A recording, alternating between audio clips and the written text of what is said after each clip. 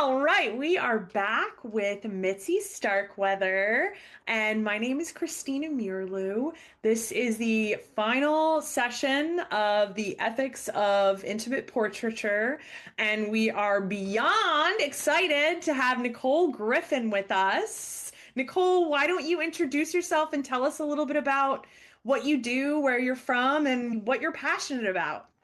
All right. Hello. Thank you guys for having me on here. I am Nicole Griffin, the owner of Nicole Griffin Photography in the Washington, D.C. and Baltimore areas.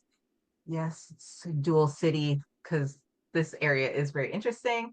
So I have been a boudoir photographer officially now for, I think, 4 years. I started during the pandemic, just getting into boudoir because I needed it for myself. So I went through a really bad breakup during the pandemic that kind of had me questioning everything. He gave me a laundry list of things that he did not like about me, the way how I wore my hair, how I loaded the dishwasher, everything in between. So just with the COVID isolation, it really did wreck my self-esteem. So did therapy. I did a lot of things to help rebuild my self-esteem. And one of those was boudoir. And during that process, I realized that, hey, there are a lot of women that look like me that are in my age range and category who need this, but where do we go? And I took that as a challenge and a mission to go ahead and open a studio to create that safe space for those types of women. So I love working with Black and Brown women to let them express themselves in their sensuality and sexuality, how they feel fit.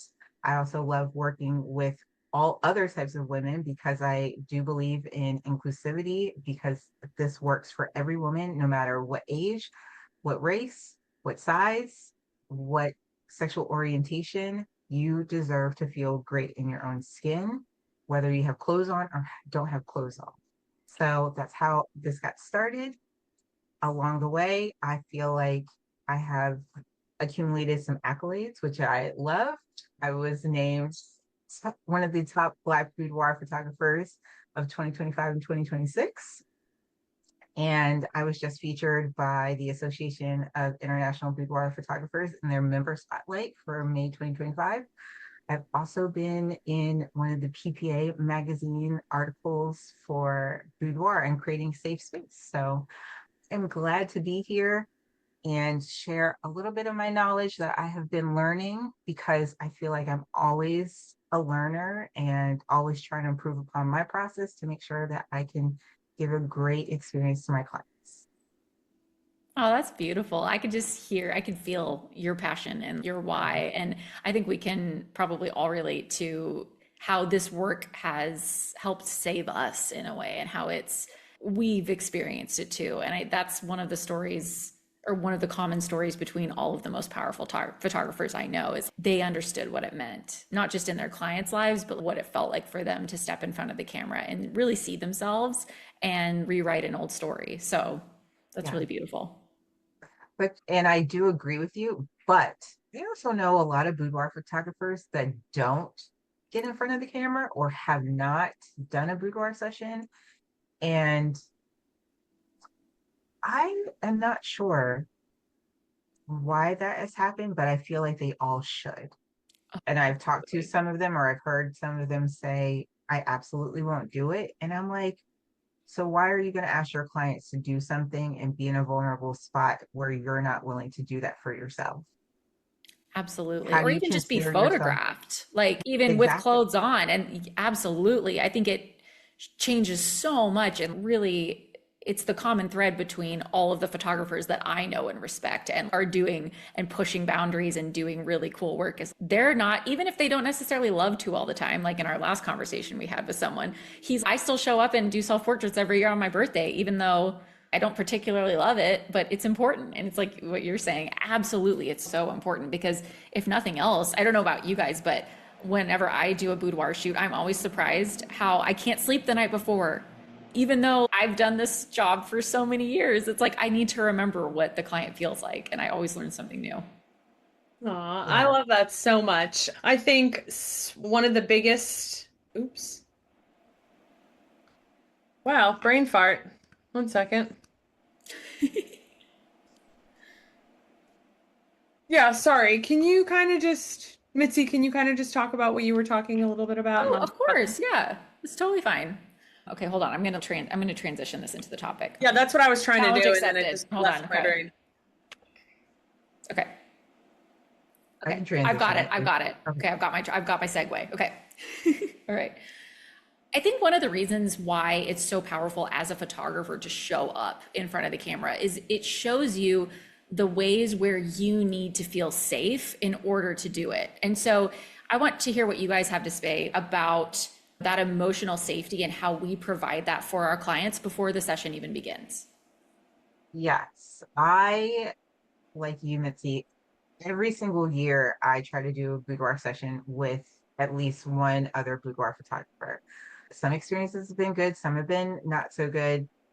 And I think it's because they don't do a lot to create emotional safety before their client comes into the session.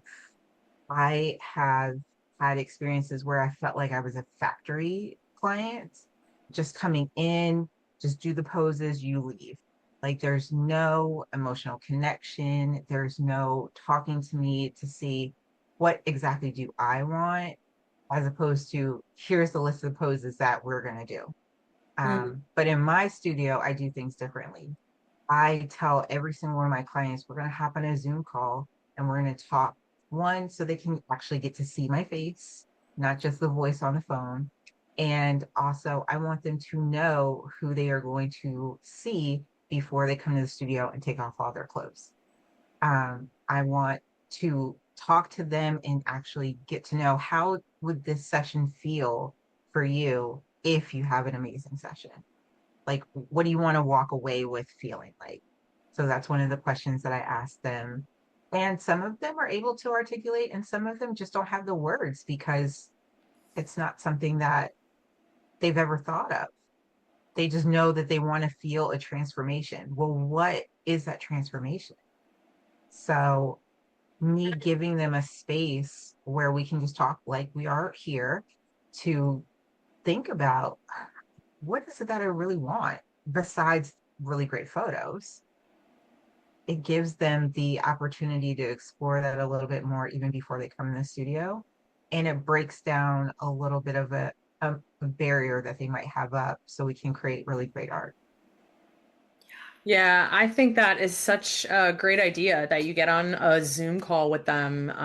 I think that's a fantastic way of creating more comfort. And, for me, I think really in my marketing and in the way that I show up on socials and the way that I project myself and my not only my identity as a person but my business's identity, onto the internet is that I am a safe person. I am an ally. I am, you know, queer. I am so loud about injustices. I share unabashedly political stuff to my pages and my um to my Facebook or to my Instagram or to whatever, because I want people that follow me to know where I stand. And I want people who follow me to know that no matter what, when you come to me, I have already established this baseline of I'm like a mama bear, I and that's always how I've been, even before I was a boudoir photographer. So it felt like that was like a very natural transition for me to be like that. And I think being protective really helps our clients to feel like they can put everything in our hands and just rely on us to create these spaces for them in which they can truly embody who they are. Yeah, absolutely. It's so interesting you say that, Nicole, and I think that's awesome that you hop on Zoom calls. So one of the things that I've had to accept about myself, and really only in recent years with my business, is that I don't like doing Zoom calls before sessions at all. It's just not something that I love doing it for podcasts, not really for anything else. I don't even really think to FaceTime my family members. They have to instigate that to me. And I'm like, okay, can we schedule it so I'm mentally prepared? But that's one of those things that over the years that I have had to really dissect and look at for myself. And especially now, like the photographers I mentor, one of the big things I teach them is what's the way you want to show up for your clients? What makes sense for your personality, for your strengths, for things you naturally want to do? For me, like I am so much more effective in written word. So I do also like to show up on videos. And so those are two big things. I have videos I send them ahead of time of just me talking, so I don't have to say the same thing 100 times and they can watch it on their own. But I'm very effective in just my written guides and emails, to where so much so that I do open up the door if they want to do a phone call before the session. I give that as an option, but it's for the people who really want it. Because what I found is my clients tend to be more like me, and they tend to be good without any spoken words before the session, but oftentimes we've only seen each other for the first time besides social media, whatever. I make sure they're real. I Google them. They come in for the shoot, and that's when we talk for the first time, and that's fine. And I think one of the things that is so important, just like with so many little nuanced pieces of a session, is just that we as the boudoir photographer are showing up in a way that is authentic to us. Because I think that's what also creates trust with another person, because you're showing up as who you really are in the way that you authentically can, and people can feel that and they instantly feel trustworthy. And they're like, oh, okay, this person's being real in who they are, so I can be real and be who I am. So I had a consult with a person who actually was already booked with another photographer, but she reached out to me because she was like, this photographer, it just feels very transactional. I just need somebody who's going to check in on me once a month leading up to the session to make sure, how am I doing? Do I have everything that I need for the session? All of that. And I wasn't getting that from that other photographer. And I said, oh, that's really interesting. I didn't know that people wanted those little check-ins, but at the same time, I was like, that's not really that difficult to do. Or what she's asking, that's sending a text message. If you got to set a reminder in your workflow, like once a month, text her, check in just as a reminder. But I thought, oh, if we're asking people to pay thousands of dollars for the session, doing a little check-in before they get to the studio isn't that bad, in addition to just our regular email workflows. But I love your idea of doing videos, Mitzi. I think I'm going to steal that and add that in there. Oh, absolutely. Do it. I think it's really effective. And it's something too where you can make it just like a page on your website that's hidden. And then that way it's the same link no matter what, even if you update the video. So you can just upload 3-4 minutes. But I think there's so many ways that, especially with technology and the way all the options now where we can do a lot of different things. Like you said, the high touch point, I think, is such an important part of a premium service and offer, is like the fact that you are checking in and sending a text. Or like for me, even if a client isn't asking me a lot of questions, I'm always make the point to say at least a few times, I'm here if you have any questions at all, like multiple times, just so they know. Because I think sometimes too, when it's a higher end product and experience, they can feel like they don't want to bug you before their session. But I want them to know that you're not bothering me. I'm here to help you. I'm here to answer questions. And I think that also lends, like you were saying, to that higher level of service and helping people feel comfortable when they get to the session. Because if you've told them 5 times leading up to the session, hey, if you have any questions or concerns, let me know, then how much more likely are they going to do that when they're in this room with you? Right? They're going to feel like, oh, she cares. And like you said, I'm not on an assembly line in a factory, just getting the same copy and pasted thing. Yeah. I love that. So can I ask you, what type of videos are you making for your clients? I make videos. Sometimes it just depends on the person or the situation, but especially prep videos about if I have an invitation to a certain type of shoot, like a certain type of creative shoot or a project that I want to get a few people on board to, like where I comp the session fee or something, I'll send them a little video invitation to a certain project so that I don't have to do the pitch 10 times, something like that. Also, a prep video. And then every once in a while, I really feel I'll send a little thank you video just of me talking, or a voice memo or something like that. So in the preparation or the after process, because naturally I do, while I'm super into Zoom calls, I love to speak and verbally process. And so a lot of times it's want to say that to them after the shoot anyway. So I'll just go record a voice memo and send it and be like, hey, the thing really stuck to me about your session and this thing said, I can't get it out of my head. I just tell them just during the session how we point out things for people. I think we can do that before and after the session too. And it's and caps the whole experience for them. So speaking of talking and all of that with the clients, what do you guys think about things that we should maybe avoid saying when we are either a client for a session or have them with us, or maybe you have a story of something you said and you'll never say it again, or maybe something that was said to you? Do you have any experiences with that? Yeah, so would to say that there is a lot of language that I hear at places, or there's a lot of language I hear at in open floor shooting bays. I just turned into the melting face emoji when you said that. I was like, oh.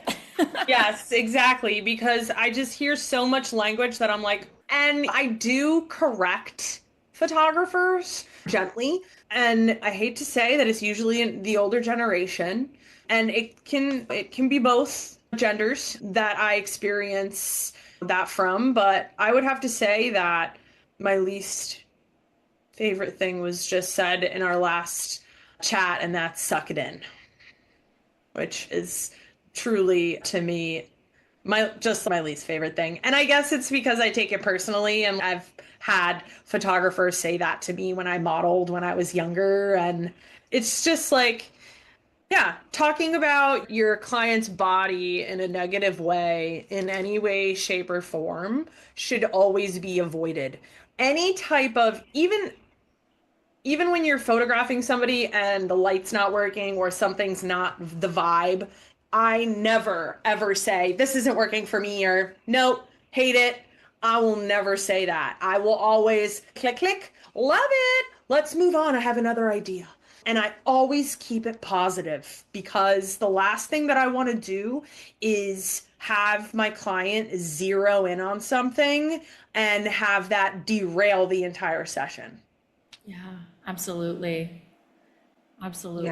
It's a hard line to walk. I think it's, yeah, go ahead, Nicole. oh no, go ahead. No, please.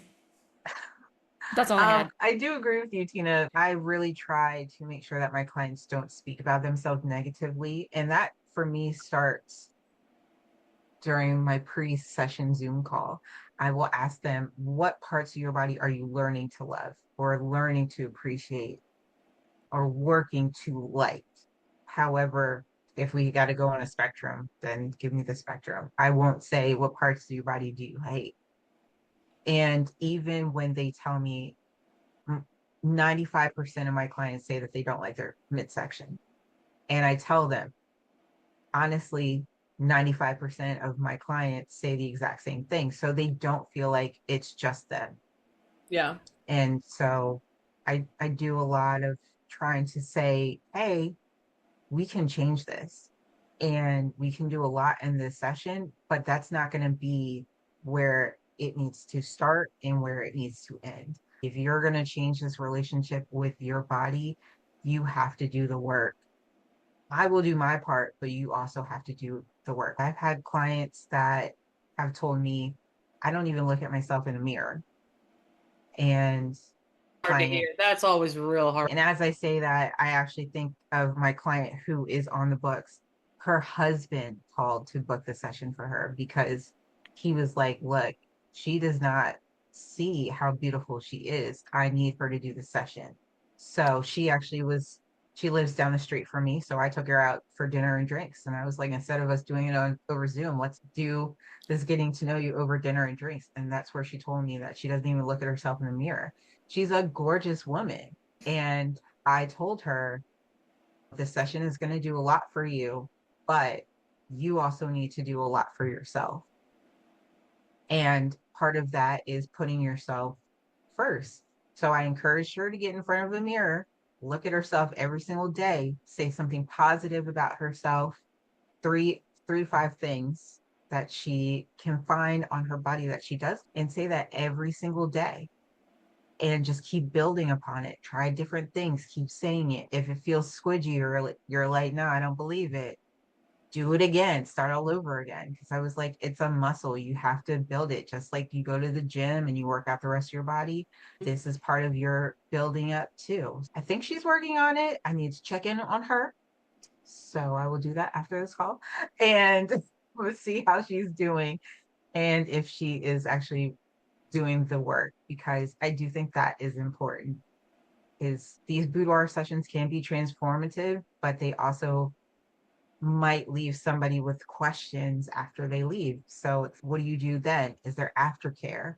Or do you need me to check in with you after that? My clients, I would consider them friends and clients. So I still check in on them. They check in on me. They refer me to other people. They come back, which I love.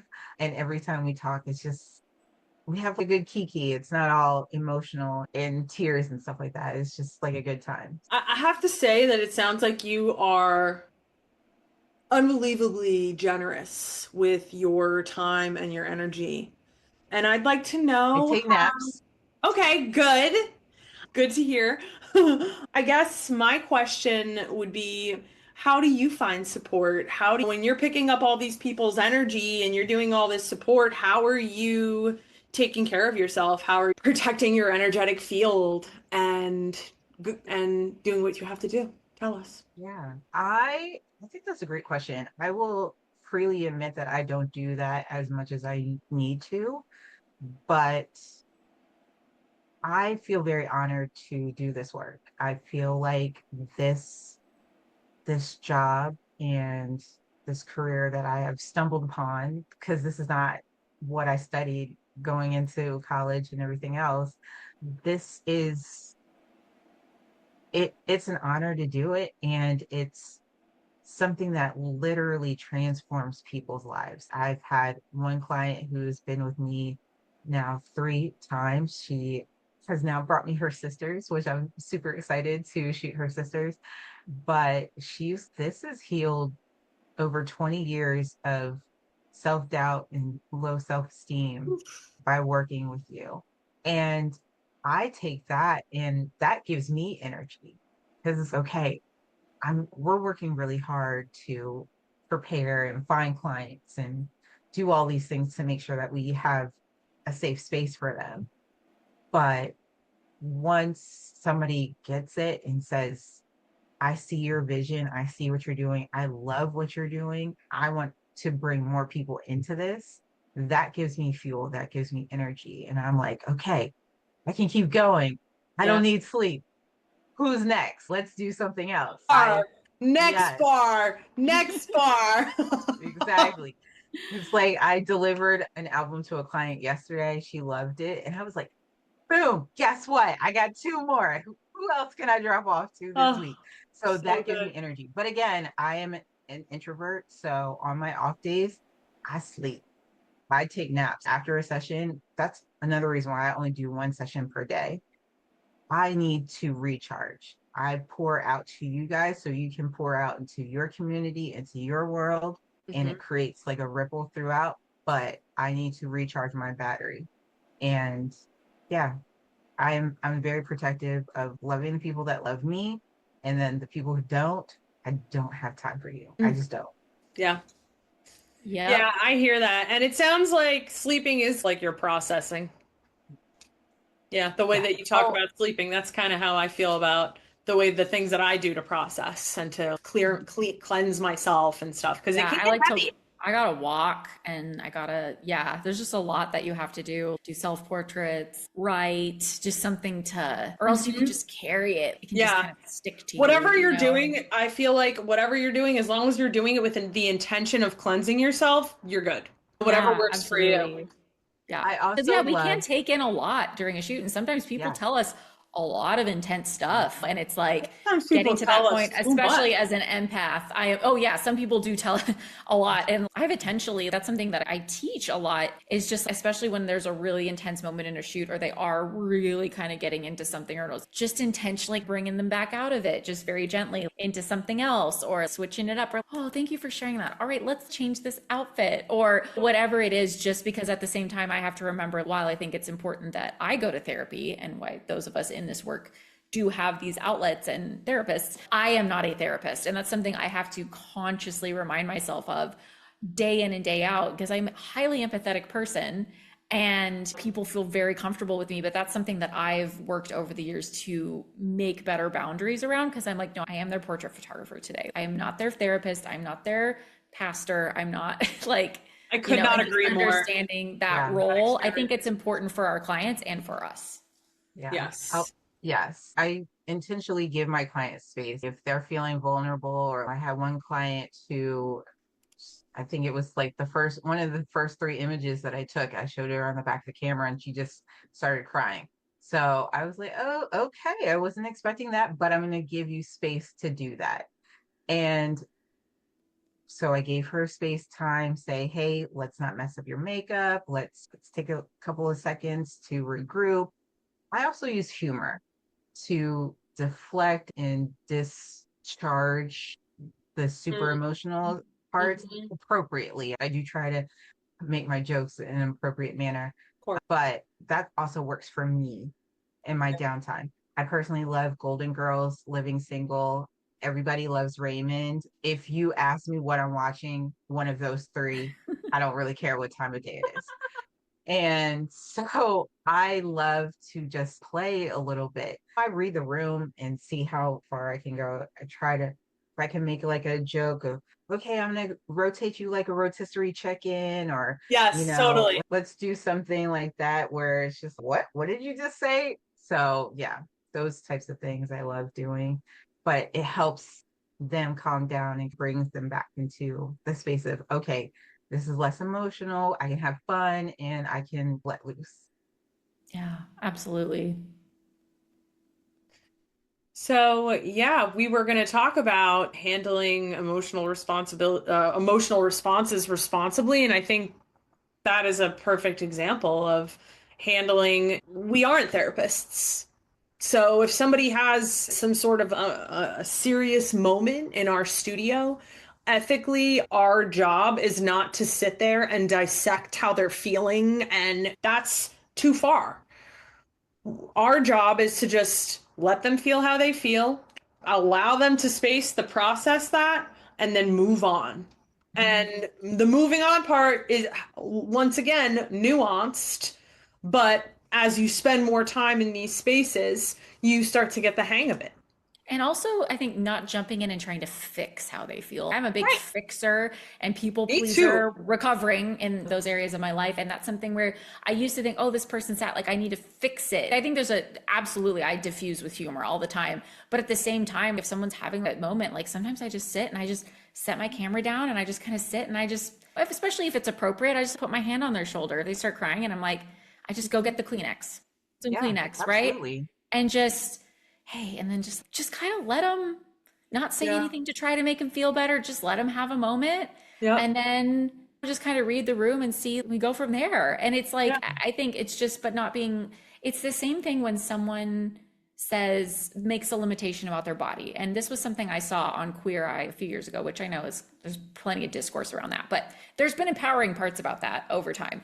And there was this Absolutely. one part with like the fat, I think it was Tan who said it, when there was a woman and she was like trying on some clothes and she said something about how she hates her legs. She's always hated her legs. She didn't want to wear these shorts that show her legs, blah, blah, blah. And what he said was, maybe I can help you see that differently. And that's all he said. And it wasn't like, no, your legs are gorgeous. He was never saying no to her. And that was something that was big for me, especially coming from the beauty and glamour world a lot into what I do now is I'm like, you don't have to love your body and love everything about it by the time we're finished with the session. Maybe I can help you see your body differently.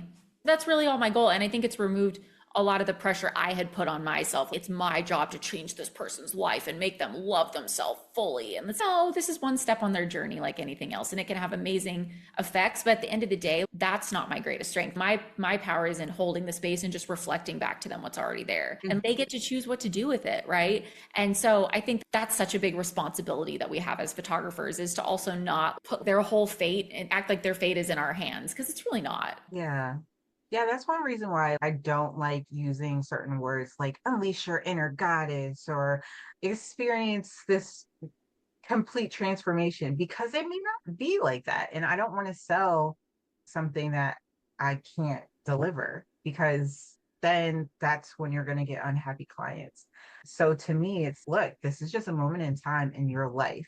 What if you're coming in to celebrate your birthday, or if you're coming in to celebrate that you're getting married, or if you're just celebrating the fact that it's a Tuesday, whatever it is, let's celebrate that.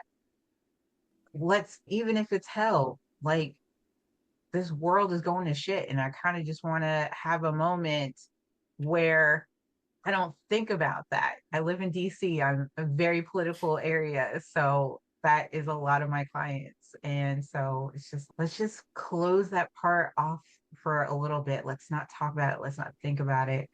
And let's just have fun. We turn on music, we can dance, we can sing. I actually encourage them to sing. I sing off key. Let's just have a moment. And then we can worry about saving the world tomorrow or fixing it tomorrow. But it's going to take a process. And we just may not have all of that. I don't have all the answers. I'm not a therapist. I'm not a confidence coach. I actually work with a confidence coach. And if they want that as an additional resource, they can reach out to her and I can give them that as a resource for them. But my job is to make sure that they get some great pictures, and that's what they hopefully leave with, and just great memories and being able to see themselves in a different light. Yeah, and it's like you're saying, it sounds like it's a very collaborative effort, right? It's not like you come in here and I'm going to make it look like you're this, or I'm going to make you, and it's like that's a way that this can go. That is how some people run their studio. I certainly used to several years ago, and now I see it so much more as like this co-creation, right? Even though they're paying me, even though this is a service that they're buying, it's never the same thing for every person who comes in my door, because every person is unique. And I think that collaboration is such an important part, because trust comes with that, and respect comes with that, and all these other things that we're talking about come when we have this attitude of collaboration with this other human who's trusting us. And I think that the way that we deal with their emotional responses, or that's a collaboration too. It's just, if your friend is with you and they just start crying, sometimes that's what you do. They just need you to bring the box of tissues and be like, yeah, that sounds Yeah. hard. Yeah. I love, and I do see it as a collaboration with my clients, because there's just so many different things. Like I said before, I work with a lot of Black and Brown women, and a lot of what they tell me is they've never seen anybody who looks like them do boudoir. So for them, we are now fighting what they see out here in their own community. We are then fighting societal norms. We are then also talking about women of a certain age. Basically, society says once you turn 40, you need to pack it up with your little moo and you need to move to the back of the line because you're basically gone. But my clients are mostly over 40 as well. So it's, how do you want to show up in the world? How do you want to see yourself? Talk to me about that, because that helps me figure out where do I want to go. And then I also talk to them and ask them how spicy do they want their session to be. And I tell them it's like salsa. It can be mild, medium, or jalapeno hot, because you need to tell me where we're going. I'm not going to be telling you strip down, take off your clothes, you can be naked, and let's just shoot this. You have boundaries. I want to respect those, and let's honor that together. So I definitely feel like it is a huge collaborative effort, just because there's so many different things that I'm dealing with at the same time, while my clients internalizing, can I do this? What will my mother say? What will my sister say? What my friends say? What will my boyfriend or husband say? how am I going to look in these photos? I've never done this before. This is so many different things that they're processing and dealing with. And I'm like, let's talk about you as opposed to everybody else. We're going to silence all of that. Tell me, what is it that you want? And then they're like, oh, me? Oh, I Yes. was doing this. I was doing this as a engagement gift. I was doing this for my boyfriend's birthday. No, what is it that you want? So then it's, oh, shit, what do I want? So it's a collaborative process for me from the get go. And then I feel like that allows them to have such more of a freeing experience during the session. Oh, absolutely. Yeah, Yeah, I so many women are totally just agree. not used to being asked, what do you want? Seriously. Yeah. Or just the reminder of, hey, free will. You have it. Which I think we all Yeah. forget. We're all guilty of forgetting that we've all got free will.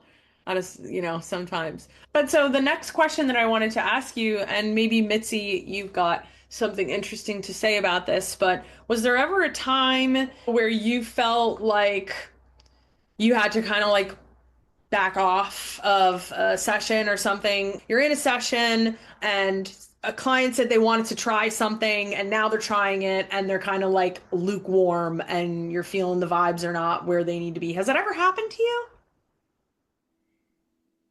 Maybe earlier in your, you know, I'm trying to think like when something just wasn't vibing. I'm a big feeler and I really go with my gut a lot. And I would usually call it before they would. If I even sense, and I'll usually be like, actually, let's try this. Kind of like you were saying earlier, I would never be like, nah, this isn't working. This sucks. I'm never gonna, because of course they're gonna blame themselves. I'll be like, what if we try this instead? And I think more often than not, what has happened, which is why I stopped trying to plan my shoots so detailed, such a detailed plan, is because I'd have a plan in my head and then we'd be shooting and then I'd completely change it because I'm like, oh, now I get this person's energy. I get what they're actually bringing up this part of themselves. They've actually brought that, like they let their true self out. And I'm like, oh, actually, this shoot's going in a completely different direction. So I think that's one, and it's like what you were saying, Nicole, like that collaboration piece. I've just learned to expect that from the beginning. Whereas at the beginning of my career, I just would be surprised by that halfway through. Oh, actually, this is real human. And maybe this idea I had because I thought that would look cool, so as I saw it online, actually isn't going to fit this person's personality at all.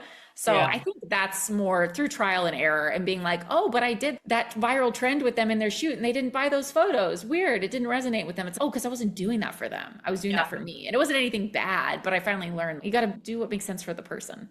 totally. Absolutely. Tina, So did you have a client like that? I think really what I wanted to touch upon was when I first started working with queer folk and they would come in and I wouldn't know how to lead the conversation in a way that was like, how do you want to present? Like, how do you want to feel? What do you want to embody? What's the energy? Do we want to play? Do we want to be safe? Do we want to? And learning how to have that conversation totally changed how I showed up for my sessions and how my queer clients were able to show up for their sessions with me because I finally had the language for the conversation of how do you want to present? Do you want to feel more masculine right now? Do you want to feel feminine? Do you want to embody both at the same time? And how does that look? And just being able to be vulnerable, I think, with my clients and saying, hey, maybe I've never done something like this before and I'm feeling a little unsure, but this is my inspiration, and just having a real honest conversation about everything.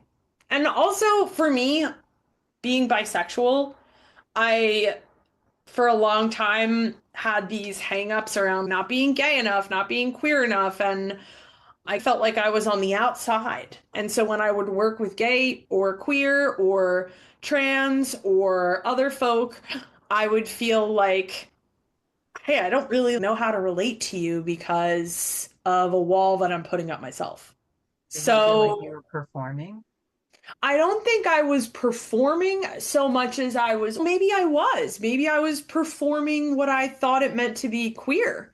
Mhm. But then at a certain point, I just realized that's just who I am. It's the same thing with not feeling Puerto Rican enough because people don't think I'm Puerto Rican. So I'm always trying to be like, well, soy Boricua.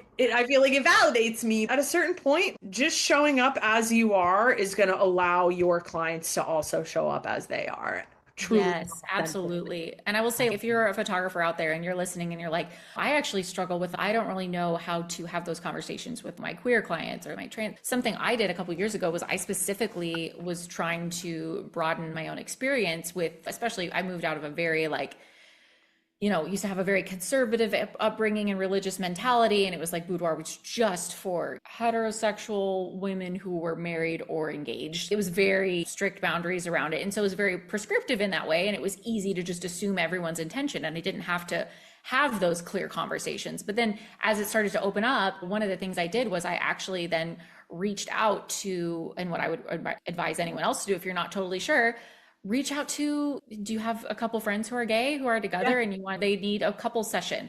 That's a Yeah. great way because so much of photography is so inherently gendered. So just breaking those rules, which is something I love to do, especially since I started raw portraits, is breaking all those rules because what I found is then there are many heterosexual cis women who want to be photographed looking strong and powerful, and there are many heterosexual just straight dads in Missouri who I have photographed just laying with their feet kicked up just while they talk to me about something, how their daughter showed them Taylor Swift and they really saw the light and they really like her too. Just men, we can photograph men to be soft and women to be strong, and it's just so much of when you start to break down all those old rules, you start to realize anyone can be photographed any way they want. And if you believe that, then it's going to come through in your conversations with people. And so one thing I did a couple of years ago is I reached out to a friend of mine who is trans and I said, "Hey, would you come do this shoot with me? Here's the deal." I said, "I have zero trans folks in my portfolio.